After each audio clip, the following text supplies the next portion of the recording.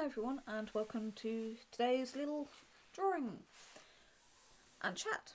So today I'm going to be just doing some dinosaur sketches, and I'm going to be using this Faber-Castell sketchpad. It's A3 in size. There's 50 sheets apparently. It's 100 GM squared, and it's acid free, so it's a thin paper. It's not my normal heavy duty stuff because this is just rough sketch work.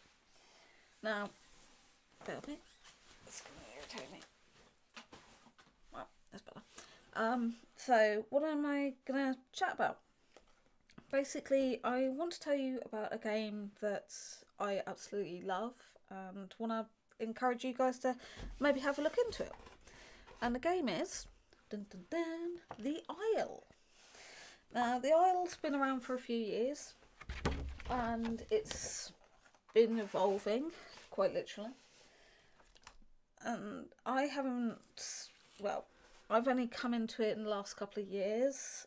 Basically, I wanted to do some research. I wanted to know about what the game was, who the developers were. I did a lot of background checking, which I would severely, before you invest in a game, do your background checks and see how stable it is and if it's actually a real game or if it's going to be a con or something like that. So when you see a new game, don't just dive straight in, have a thinky before you buy. And after a couple of months of researching and just watching things, watching YouTubers using the game and seeing how the developers and the makers reacted to public, because good PR is the only type of PR you have, I decided, what the hey, let's spend the money. So I went on Steam and bought it. And at the time I thought 20 quid, that's not bad when you think of how much Xbox games and whatnot cost. So I had really high hopes and slight worries because I've got an old computer. So I was a bit kind of, my drivers probably won't work, my graphics card probably won't work. And I must admit, I was pleasantly surprised that even my old workhorse PC was able to cope with it. And I've watched the game go through a few changes, and every single change has been amazing. If I was to recommend a dinosaur game, this would certainly be the one that I would recommend. It's a work of art. The people who have made it have paid so much attention to detail. It's stunning. It's literally like studying a work of art. There are details everywhere, hidden details. There's mysteries in the game. There's so much to it. It can be treated on multiple levels as well. You can, in a sense, go onto servers where there's just kill zones, so everybody's fighting and such, but then you can go on to servers where there is realism or semi-realism. So people are trying to apply some educational tools to the game. For example, if you were a small herbivore, you're not going to go charging into a T-Rex, are you? Or something big like that. You're going to do different actions and you're going to act differently. Herding rules, things like that. So it's got an educational side to it. There is a story and lore behind the game, which makes it even more fun because you get to learn about that. Which of course breaks off into people who like fan art and things like that. You can imagine all sorts with this. So it's very open world in that sense. And it's very inspirational because you hear about dinosaurs that you don't hear about that often, and it makes you actually want to go and look them up and say, oh, how big was that animal? What did it do? And because the developers, the designers, and the whole team have made the animals very, very realistic to what they can, considering the animals aren't alive nowadays, but they've taken elements from proper paleontology reconstruction work. They've taken elements from colours and stuff from animals that are alive now today, and they've done such a fab job. I kid you not. And I mean, I've heard about some dinosaurs that I wasn't aware of, so it's, for me, a dinosaur lover, it's just been like, wow, I'm going to go and look up that animal. And it's not just T-Rexes, Spinos and Velociraptors. There's herbivores, some well-known ones, some not so well-known ones. There's a few ones that the game design does make you question kind of, is that viable? For example, Dilophosaur, did it really have enough power in its bite to bite through hide of heavier dinosaurs? That sort of question. But then you've got to have a little bit of fantasy with every game, otherwise there's no life in it. But the game is, at this time in 2019, they apparently were gonna just do a recode and fix a lot of the bugs and such. In fact, in truth, you don't really notice that many bugs. It's a clean, beautifully done game, as I say. And they changed their mind and they've rebuilt the whole game. And the best bit is that it's not been done in the shadows. It's not been all quatty, kind of, we're not telling you anything that's going on. There's been some lovely updates. The main man, Master Dondi as I call him, he's been keeping people up to date using Twitch and other social media to keep all the people who have invested in this game informed, which is really, really decent.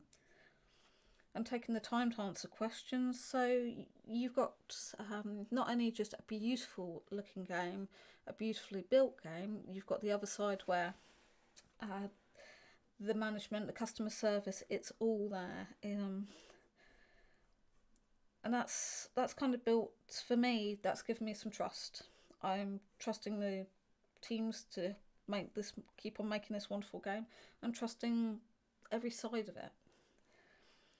And to me, that is really, really, really important when you're going to invest in a game, because it is an investment. You are putting your money into somebody else's hands and you are waiting for a product to come back that is going to be worth your investment. So the Isle for me is definitely a well worth investment. And I can see it developing even further. There are so many branches that the game can go through. And I am looking forward to every single time there's a change, a development, something new coming into the game. I get all hyped about it. It's horrendous. I get so excited. It's like, ooh, what's going to happen next? And a lot of the YouTubers who are helping promote the game through showing its play and being involved in it, running their own servers, they also do a lovely job of doing that, because they're giving honest, unbiased opinions. They tell you things in really, really good ways. So you're not just left in the lurch wondering, well, when's that going to happen? When's this going to happen? And they might not give 100% dates of, yes, next week this is going to be launched or that's going to be launched. But you see the development of the game all the way through. You see it from players' perspective. You see it from mods' perspectives, admin perspectives. You see it through all of the ways. So you have a really good idea of what's going on in the game. And I think that is why this game is the one that I enjoy the most. And server-wise, like I say, you can find multiple types of servers. I've got a few favourites, but everyone has their different preferences. The servers, everyone has their different rules, of course. I tend to play it on semi-realism. I just like the way it goes. The communities on the servers, for all the discords and such that I've been on, the communities have been really lovely. I mean, yes, there's the odd troll, but they don't last long, in all honesty, because there's that control that the admins and mods have, and the teams actually control that sort of thing. And I also found them quite a safe community. When there's been issues come up with not so nice people, it's been taken care of, and taken care of well. So I find them that trust again, which I always think is very, very important. As I say, really lovely communities out there. When people get stuck, if you're not sure what a command is and you can't find it straight away, there's always somebody who'll politely tell you what that command is, where that command is. So again, another really, really nice benefit. I mean, The game is available on Steam, which is good, because you know Steam's got some pretty tight rules on games that they release. And the updates come through on quite a regular basis. If there's issues, it's quite easy to report any patch, issues need patching up and such. And as I say, this game, I can see it lasting for quite a while. I think it's been going over 4 years. Someone will correct me on that, but it's around 4 years, I think. And so it's lasted this long, and it feels almost like they're nowhere near burnout. They've hardly hit the tip of the iceberg on this. There are so many paths that this game can go through. It can diversify hugely. And that's part of the fun, is that you're just waiting to see where the next part's going to go. And I just love the fact that it's got dinosaurs, and you play as a dinosaur, but the models themselves, they're not chunky, crunched up, polygon, blocky messes. They're smooth. The animations are smooth and realistic. It's just, like I say, a jolly, jolly good game. Sometimes the balance of the animals does feel a little bit squiffy, but then we don't really know how these animals reacted to things. We can only go by what we see in nature nowadays, or sometimes the fossil evidence gives us an idea. So if you find certain animals' teeth embedded in another, you can say, well, that animal preyed on that one. Or a large amount of animals in one place, were they a herd, or did they all get swept down the river and die together? So there's a huge amount of things that we don't know about the animals. But because this game, how can I put it? The game gives you the possibilities to do and play around with those concepts. And this little sketch here, this is just a little avaceratops. Just a very, very light sketched out one. Just need to put in the other horn. And the Discord servers that are surrounding the isle, all, as I've said, very, very nice. There are areas in a lot of them to put your artwork, your fan artwork, to talk about the game, to give feedback. And on their official Discord server, there's a suggestions area, and then you can put a suggestion in, and everyone talks about the suggestion, and you get feedback. But it's not like aggressive feedback. It's not no, get out of here kind of stuff. It's constructive criticism from other people, and it is really nicely done. And there are also chances to have open Q&As with the developers. I mean, this is what I mean by really, really good customer service. You're kept in the loop. You're kept with all of the changes all the way through. But I've bought games where you haven't had that communication, where you don't get that assistance or anything like that, and you do kind of feel very left out and unsure of what's going on. With Steam games, I do quite a lot of research before I even consider buying into them. Because at the end of the day, if somebody's just built a game, you want that security, knowing that that game will come to fruition. There are going to be updates. It's not just a one-off teeny-weeny job, and that's going to be it.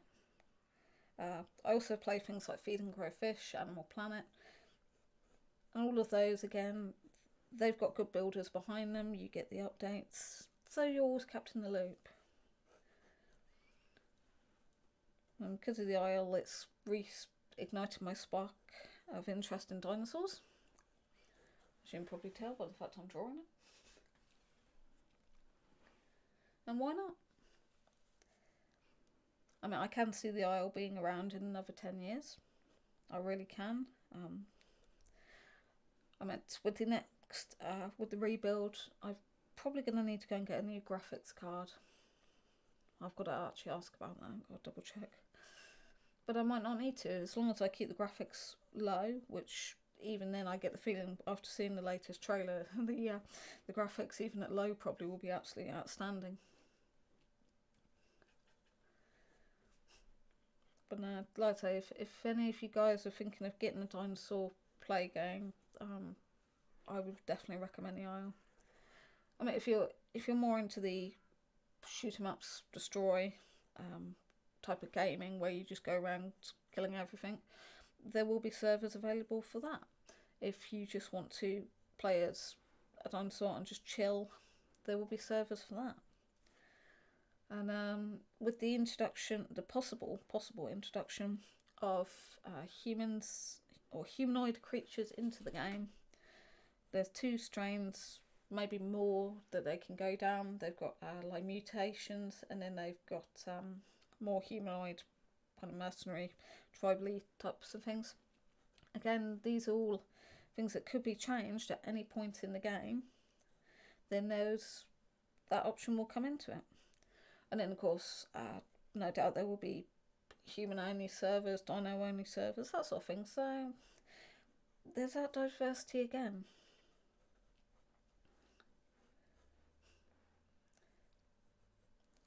I mean, age-wise, if I was a parent, I would probably say the game was definitely more for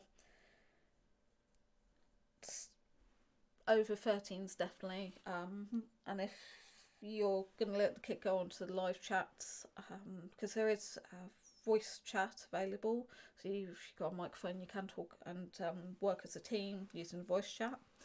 And believe me, there is nothing as terrifying as a pack of dinos when you don't hear them and they're just all a mass because everyone's communicating in voice chat. It's absolutely brilliant. Because in-game, when you type something in-game to talk to somebody, no matter if it's in a general, if it's in a local, or the group chat, your dinosaur will make a noise. So, of course, if you're hunting something or hiding from something and all they can hear is meep, meep, meep, or squeak, squeak, squeak if you're a dryo, then it gives away your position and you're more likely to end up as a snack. But when you use the voice chat, it's all quiety, quiety, which is pretty darn good. So, but because, of course, you don't know who you're talking to in the voice chats, I would say 16 plus for voice chat, in all honesty. I've only had one incident where somebody was being a bit inappropriate, and that was a simple case of put it onto a report, because there's a report system on most of the servers, and that person kind of got a warning and a telling off. And if it's really, really inappropriate, because there are, of course, rules on what you can and can't really communicate, e.g. you should not be making any nasty comments about race, colour, creed, whatnot, then that sort of thing is taken very seriously. But I've not found a server that hasn't taken it very seriously. And also, because it's a kind of hunting survival game, there is that aggressive side to it. So just don't expect to be skipping along with other dinosaurs and then everything be la-di-da. Somebody will come along and eat you at some point. But that's part of the fun. You've got to outsmart everybody else. You've got to grow. You've got to get the biggest, the strongest.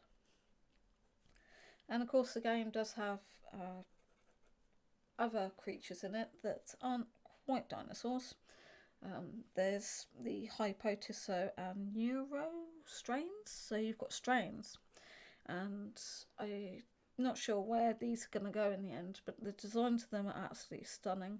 And they're almost like I'd say caretakers. Once they come on a server, they will wipe the complete server of any players. They can find everybody, and they will eat them. So again, you've got to outsmart. Can you survive the Hyporex attack or the giant speedy Carno? Who I still want to be faster. I want a Hypo Carno faster. It needs to be like a Roadrunner on steroids.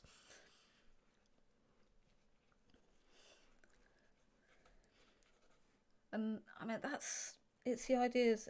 If ever you get a chance to go and look at some of the concept work from them, please do, because it's absolutely breathtaking.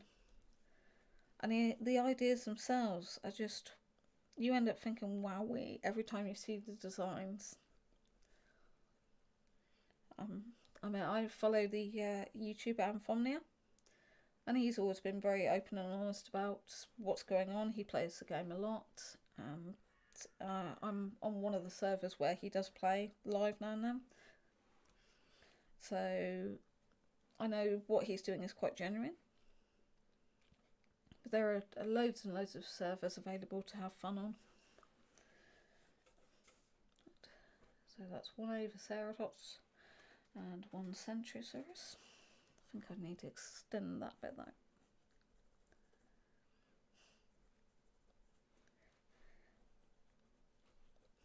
I mean, the environment the dinosaurs are in is very, very good. It's also very challenging.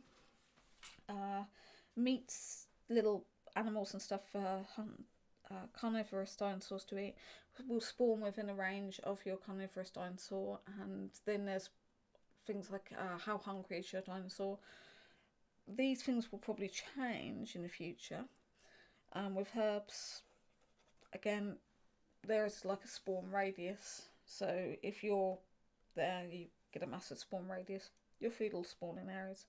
Hunting for water is quite a challenge, but the scent system does help you find water, which is always very, very handy.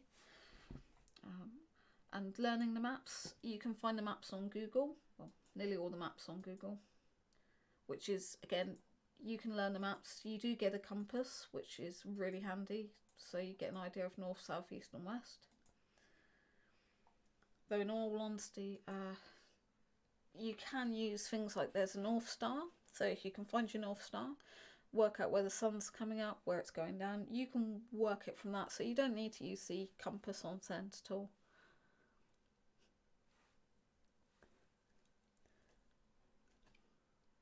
Let's try and draw this little guy.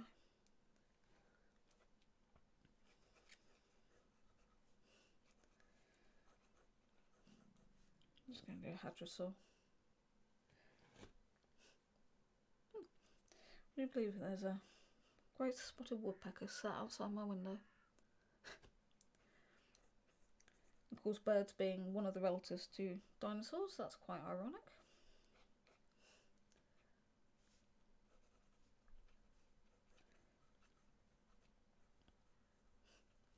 I mean, there is diversity in the designs of dinosaurs. The latest, the rebuild, they're going to be apparently introducing 14 new dinosaurs. I mean, blimey, that's a huge diversity. So you're not just playing as a couple of dinosaurs or a couple of species with different skins. You're really, really diversifying into what you're playing as. So for me, I like playing as a herbivore. Only because I find it slightly easier, because when you're a carnivore, you've got to constantly be hunting for dindins. Whereas with a herbivore, you can find a good grazing spot and sit there. Alright, some of the maps have got areas where everybody kind of gathers, but it's not a good idea to gather there. So with one of the maps, there's an area called, used to be Party Pond, but it got so chaotic because everyone was gathering there and it was mass killings and just really, really silly. They took away the main pond, put a river in and some rocks for the Utahs and such to sit on. So there are plains, there's woodlands, there's coastal areas, there's swamps. I bet there's so many different areas, and one of the maps that they did design, they even had a redwood biome, which was stunning because no matter what species you were, you seemed teeny weeny compared to the trees, and I just love that. But I tend to keep away from the popular areas, and it's always a good thing to find where the popular areas are on a map. And then I tend to hang around areas where nobody really comes, grow the dinosaur big, and then go more into the middle of the map or the more popular areas. And there's rumours going around that there's going to be these trees that will corrupt you. And again, that just sounds absolutely awesome. Waddling by, you accidentally nibble on the wrong tree and kaboof, your DNA gets corrupted. And again, it's that diversity in the story of the game. I just can't get over it. Looking forward to seeing if the pterodons and other flying reptiles will be playable. I can see everybody actually doing that for the first. Once this rebuild comes out, I'm actually honestly not probably going to play the game for at least a week, and that's because it gives the servers time to settle down. Everyone's going to be so hyped, it's going to be like kids at Christmas. So there's going to be almost too much hype, I think, when it all comes out, and I'd rather just sit for a week, see what happens, see how many bugs come out, which I very much doubt there will be many, honestly. The quality of build so far, I very much doubt there will be many bugs. But it's giving it that time to settle. I'll also be watching the feedback to see if there's anything that I need to know about, like areas where there might be a glitch where you get stuck in a rock.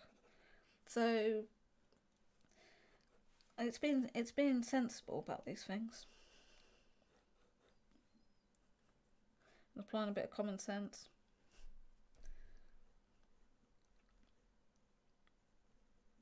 Right, put a goat-like eye in this one because he's a herbivore. Can never ever tell with hadrosaurs where the nose is. It's really difficult. I think it's there.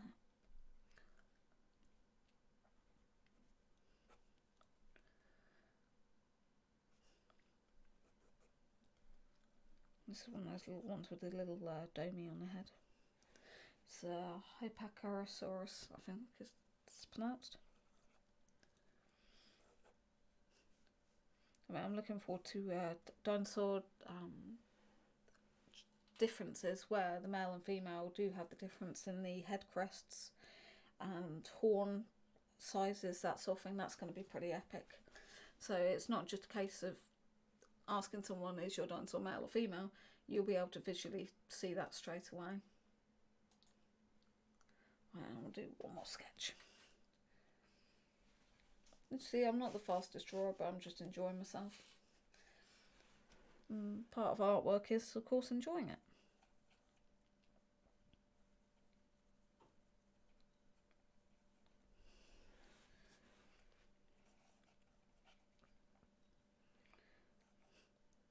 So I am very, very pumped and very, very hyped for the rebuild of the Isle. I just trust that they're going to get it right first time. I mean, from what I've seen from the developer streams, it's just looking stunning. I mean, it's going to be interesting to see if they include like a rolling animation. So if you get caught by, say, the Dinosaurus, will it go into an animation where you see like a film cutscene where you get rolled around and then it changes screen? Or in that time, if you're a witness to that attack, so say you're stood a little way off, what happens if you try and engage in that? So say you're a triceratops and one of your babies gets caught by the croc and you charge in to defend them, what happens during that time and how does that work? So that's something I'm very curious to find out about.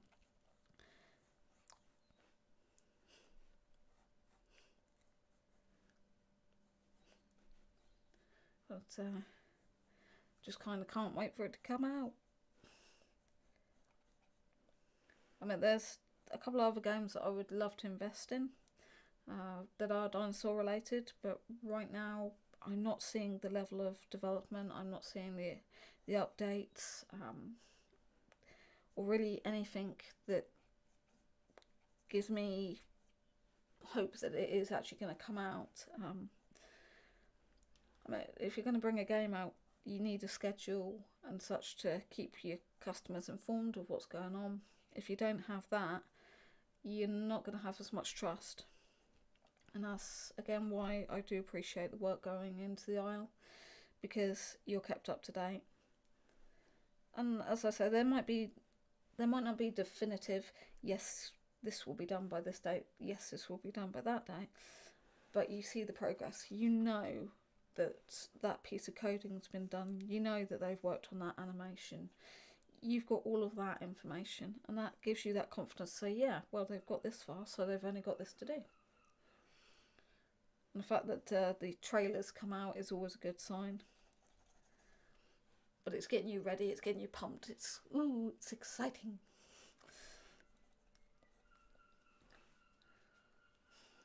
Actually, I wonder if the Lambeosaurus is going to come out. That's this little dude that I'm just sketching out.